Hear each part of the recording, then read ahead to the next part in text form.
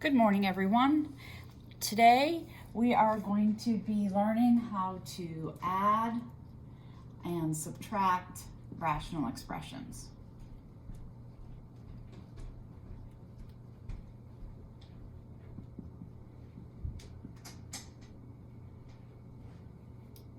So, for example, if I were to add 1/2 plus 3/2, what do?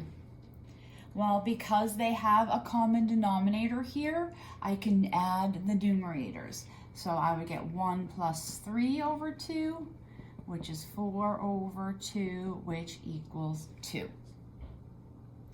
So as long as we have a common denominator, we can add the numerators.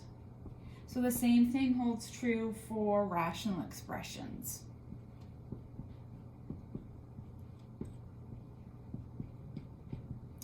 So if I have 5 over 21x plus 2 over 21x, I get 7 over 21x.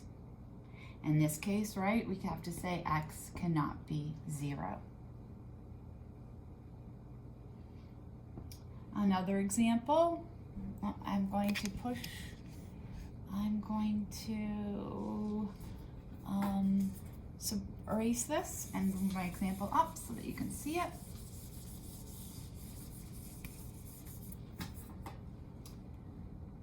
So if I have 4x over x minus 5 plus 3 over x minus 5.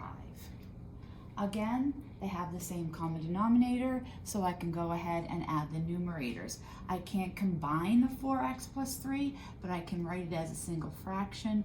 4x plus 3 over x minus 5, with x cannot be equal to 5. All right, I want to talk about the restrictions on the variables here. Has anybody been looking in their book? If you look in your book, they would actually probably not have x doesn't equal 5 there because they're assuming that you knew it. So they're only going to write the ones that cancel out. I always like to write all the restrictions, whether or not they're obvious or not. So that's why you'll see me continue to write that, even though that may be obvious. But if you notice in your book that they don't write as many restrictions as I do, that's why. The factors that are still there, they assume you know can't be 0, but anything you canceled out, they want to make sure you know that that one's still a restriction.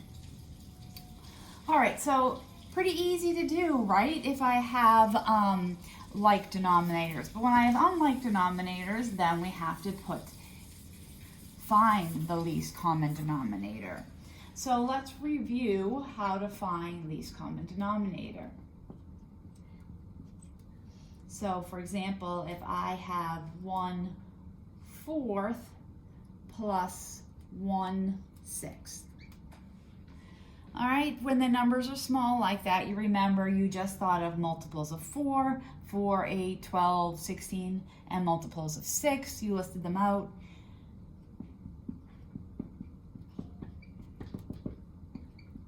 Until you found the smallest one that are in both lists. So in this case, 12 is the common denominator. So you ask yourself, 4 times what gives me 12? Well, I have to multiply the bottom by 3, so I want to multiply the top by 3 as well. Here, to get 12, I'm going to multiply the bottom by 2, so I'm going to multiply the top by 2 as well. Why do I have to multiply the top and the bottom? Because I don't want to change the value of my expression. And I'm really literally just multiplying by 1. Multiplying by 1 in this identity, it doesn't do anything. So I'm just representing my solution in a different way, but it doesn't change its value. So in here now, I'm over a common denominator. So I get 3 plus 2 is 5, 5/12.